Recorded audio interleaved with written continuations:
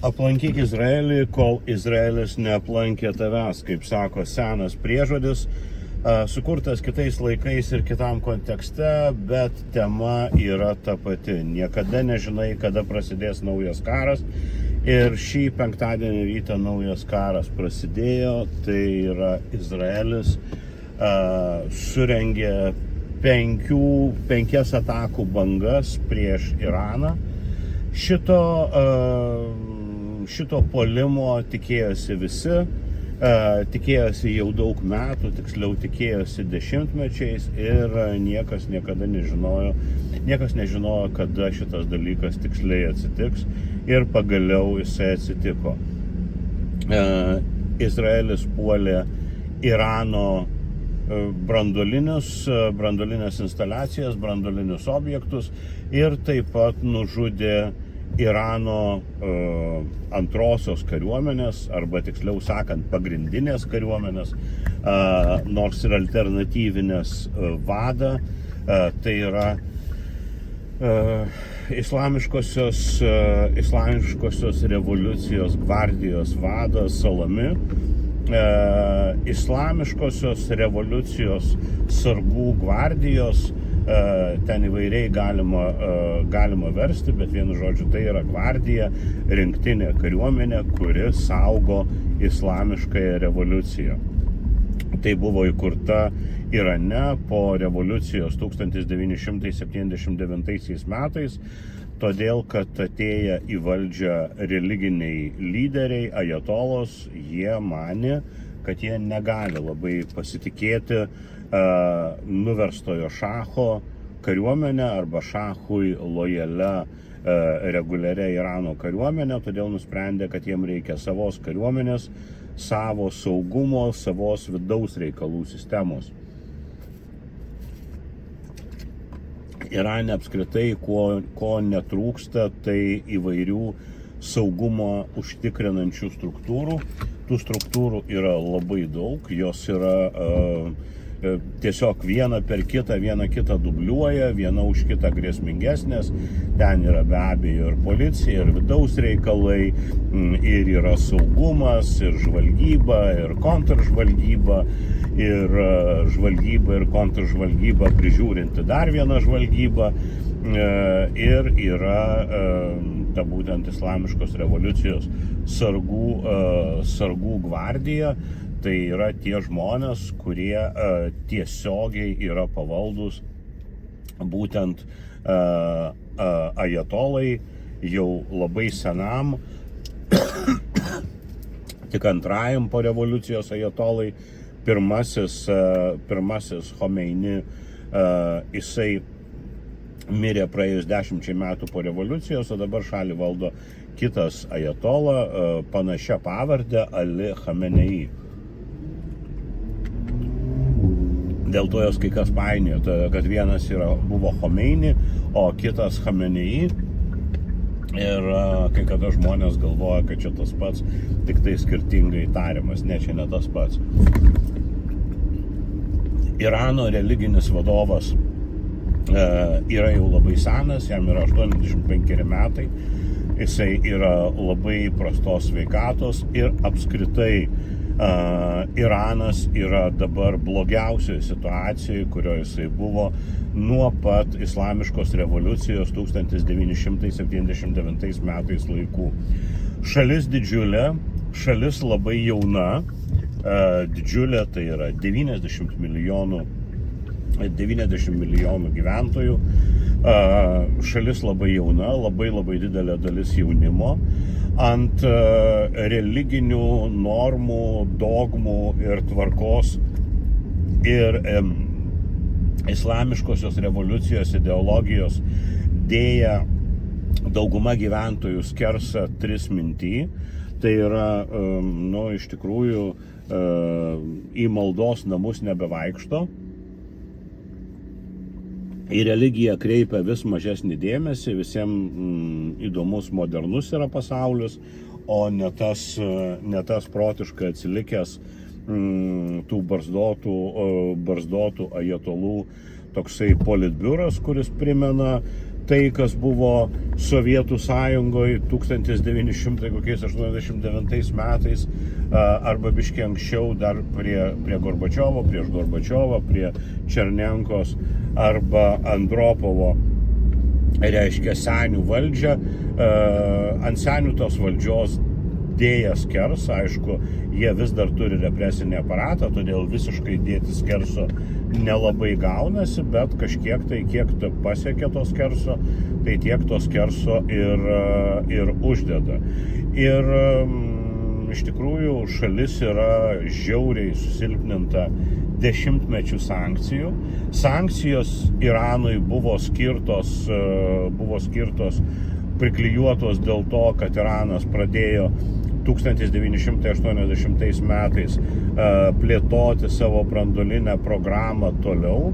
Irano branduolinė programa prasidėjo dar 60-ojo dešimtmečio pabaigoje, dar valdant šachui. Amerikiečiai jiems padėjo pagal tokią programą, kuri vadinosi Atomai už taiką. Juokingas pavadinimas, bet tai būtent buvo taikios branduolinės energetikos plėtojimui. Iranas lyg ir visada ten kažką tai pašnekėdavo, kad gal ir nieko būtų branduolinį ginklą paplėtot, kad jų pradėtų biškį bijoti, kad ten pradėtų. Bet paskui suprato, kad draugauti su vakarais yra geriau. Po revoliucijos 79 metais trumpam buvo sustabdyta branduolinė programa, ne tas galvoj, ten reikėjo imti valdžią, reikėjo viską griauti, gubylinti ir iš visko ten tyčiotis ir įvedinėti savo islamiškas tvarkas, bet paskui 1980 metais Iraną užpuolė Irakas kaimyninis, Irakas, kuriam visą laiką niežtėjo parūrinti kaimynus, ir užpuolė Iraną. Prasidėjo pats beprasmiškiausias, vienas iš kruviniausių ir 20-ojo amžiaus ilgiausias karinis konfliktas, jisai tęsiasi 8 metus. Ir iraniečiai suprato, kokie jie yra jautrus ir kaip jie gali nukentėti nuo Irako turimo cheminio ginklo. Todėl Iranui kilo mintis, kaip ta mintis niekur toli nebuvo nuėjus, kad mums irgi reikia patiems branduolinio ginklo, kad kai mes turėsim branduolinį ginklą, tai mus tada gerbs, mūsų bijos, galbūt ne kaip Amerikos, tai bent tegu tada gerbė ir bijo mūsų kaip kokios Indijos arba Pakistano šalių su branduoliniais ginklais. Todėl, kad sykį tu turi branduolinį ginklą šių dienų pasaulyje, su tavim visi pradeda žymiai mandagiau šnekėti, kreipiasi nebe tu, o jūs, ir daugiausiai šneka tylesniu ir ramesniu balsu. Tokia jau tvarka. Čia tas pats, kas Vladimiras Putinas. Jeigu jisai neturėtų branduolinio ginklo, tai jį visi siųstų nachui seniai ir niekas jį taip dėmesio nekreiptų, kaip jį kreipia dėmesį dabar, o branduolinio ginklo panaudojimo, branduolinio konflikto vakarai ir apskritai ne tik vakarai, ir ta pati ir Indija, ir Kinija, jos bijo ir visiškai nenori branduolinės eskalacijos. Tai ir Iranas pradėjo plėtoti jau 80 metais savo branduolinio ginklo programą. Jam labai nesisekė. Jam nesisekė todėl, kad vienas galingiausių kaimynų, tai yra Izraelis, puikiai suprato, kad vos tik tai Iranas pasigamins branduolinį ginklą, tai pirmasis smūgis bus Izraeliui, ir pirmasis smūgis bus Izraeliui, kad jį sunaikinti, ir visi kiti smūgiai, todėl kad Iranas visą laiką šnekėjo apie savo tikslą sunaikinti Izraelį, kad jo neliktų pasaulio žemėlapyje, nes tai yra šunvotė, piktybinis vėžinis navikas, šėtono lizdas ir panašiai. Amerikiečiai irgi suprato, kad greičiausiai iraniečiai taip ir padarys, ir ką dar daugiau suprato, kad vos tik tai iraniečiai jau pasigamins tą ginklą, atsiprašau, net nespėjus jo panaudoti, Iranas smogs prevencinį smūgį. Amerikiečiai, aišku, bandė su Iranu šnekėtis, bandė atkalbėti, bandė juos, kažkaip taip laikyti už rankos, ten tartis ir dar. Tačiau per visą istoriją, pradedant nuo 1948 metų, kai buvo įkurtas Izraelis, visiems yra visiškai aišku, kad Izraelis visą laiką veikia tik tai vienu būdu. Jisai pasitikė savo tik tai jėgomis, jisai niekuo kitu netiki, tik tai savimi, ir jisai daro dalykus nesiklausęs, kiek tai reikalinga jo išgyvenimui. Izraeliui išgyvenimas yra pirmas ir svarbiausias tikslas, kaip ir visą laiką buvo. Nes jeigu mes įsivaizduosim, kad Izraelis buvo įkurtas kaip valstybė 1948 metais, buvo paskelbtas Tel Avive, tai buvo šalis, kuri buvo nuniokota, nudeginta holokausto antrajam pasauliniam kare. Tai buvo šalis, kuri suprato, kad jinai tik pati savim gali pasitikėti. Tai buvo šalis, kuri visą laiką skaičiavo, kad tik tai jos pačios jėgos gali jai kažką tai atnešti, ir lygiai tokiu būdu visą laiką ir gyveno. Ir Izraelio požiūriu niekas absoliučiai nepasikeitė. Amerikiečiai puikiai tai suprato ir puikiai supranta, kad niekas nepasikeis Izraelio nuostatose, niekas nepasikeis Izraelio strategijoje, ir jisai kol galės, tol jisai kažką ir darys visiškai savo nuožiūrą ir žiūrėdamas tik tai savo interesų. Ir čia, aišku, čia galima šnekėti be galo ir pasakoti apie tai, kad Izraelis neturi to daryti, neturi smogti prevencinių smūgių Iranui, todėl kad tai padidins nesaugumą, tai pakenks stabilumui ir taip toliau ir panašiai. Bet tačiau visiems yra suprantama, kad Izraelis žiūrės tik tai savęs. Ir šį šventinį penktadienio rytą, šventinį todėl, kad musulmonams penktadienis tai yra šventadienis, tai yra penktadienis yra jų šventa diena. Ir taip ir buvo pasirinktas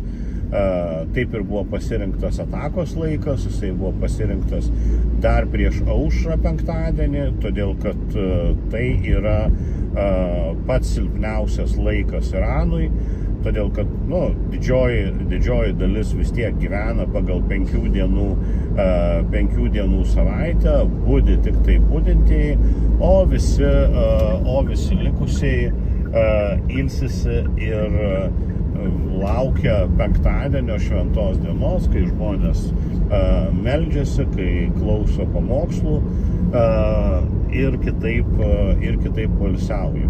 Kitais žodžiais tariant, čia yra jų toks sekmadienis. Dabar, aišku, be jokios abejonės Iranas smogs atgal, jau smogė, paleido apie 100 dronų link Izraelio. Čia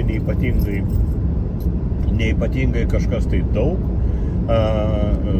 Karo specialistai visi sako, kad Irano didelio atsakymo galima nesitikėti, ir jeigu jie paleido 100 dronų, tai maždaug reiškia, kad tiek jie paleisti maždaug ir gali. Irano gynybiniai pajėgumai labai didelė dalimi yra sunaikinti, suniokoti. Iranas apkaltino ir Jungtinės Amerikos valstijas ir Jungtinės Amerikos valstijas, kad jos išpenėjo Izraelį, kad jos Izraeliui padeda ir kad jos įgalino šitą Izraelio ataką. Galima tikėtis, kad Iranas svarsto taip pat pulti ne tik tai Izraelį atgal, ne tik tai smogti Izraelio atgal, bet ir smogti amerikiečių draugams ir sąjungininkams Persų įlankoje, sunitų monarchijoms, tai yra visų pirma Saudo Arabijai, Jordanui, ten ir Jungtinėms Arabų Emiratams ir kitoms mažesnėms šalims, kurios ten Brunėjui ne Brunėjui, čia iš viso nusišneku, Omaną jau paminėjau, skubu minėdamas visų nesusekai, dar Kuveitą, aišku, reikėjo būtinai paminėti. Va, ir puolimas prieš tas šalis irgi gali įvykti, nors, aišku, čia dar reikės pažiūrėti, kiek Iranas norės eskaluoti tą konfliktą. Todėl, kad bet koks puolimas prieš Jungtinių Amerikos valstijų sąjungininkus praktiškai neišvengiamai reikš dar papildomus smūgius Iranui iš Jungtinių Amerikos valstijų. Iš Jungtinių Amerikos valstijų pakankamai didelių pajėgų Arabijos pusiasalyje ir Persų įlankoje ir nežinia, kiek Iranas iš tikrųjų yra nupušęs ir kiek nesugeba suskaičiuoti savo galimybių.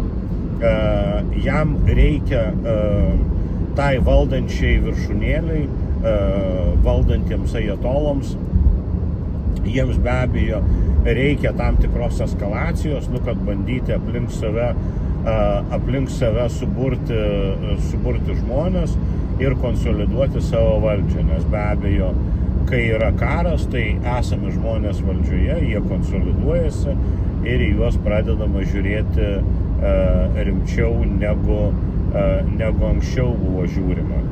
Bet kas bus dabar, tai yra visiškai ir labai neaišku. Tikriausiai galima tikėtis, kad bus kažkokie tai tokie parodomieji smūgiai, apie kuriuos galima bus Iranui namuose pranešti, kad va, mes čia trenkiam, mes čia atkeršijom, bet iš tikrųjų nieko tenai rimto nebus.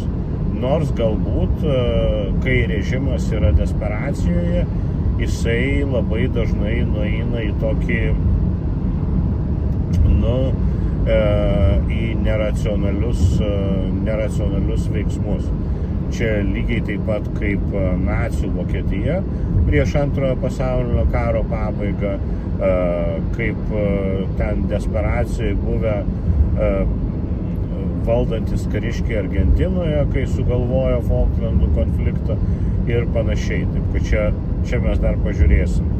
Aišku, kad šitie veiksmai greitų laikų nesibaigs, nieko čia gero ypatingai nebus ir nieko švelnaus nebus. Ir labiausiai nuo šito tikriausiai pralošia Europą ir Ukrainą. Pirmiausia, todėl, kad labai staigiai vėl pašoko naftos kaina. Kitas dalykas, kad kaip visą laiką būna, kai yra artimuosiuose rytuose konflikto eskalacija. O kitas dalykas, kad tikriausiai daugelį savaičių nuo dabar Ukrainos, jeigu taip galima pasakyti, derybų ir taikos procesas bus visiems giliai po barabanu, todėl kad niekas iš tikrųjų pasaulyje neišlaiko dėmesio centre daugiau negu vienos didelės naujienos. O naujas prasidėjęs karas artimuosiuose rytuose, tai ir yra ta naujiena. Taip kad laikai ramesni netampa, situacija pasaulyje mažiau įtempta netampa dėja, bet dabar turim, ką turim ir stebim situaciją. Ačiū, kad buvot su mano diary, su mano skubiu naujienų editionu. Ačiū labai jums, kad esat ir ačiū, kad remiat ir subscribinat mane ir Patreone ir Ko-Fi. Labai visiems dėkoju ir jūs visus myliu. Iki, būkit saugus. Viso geriausio.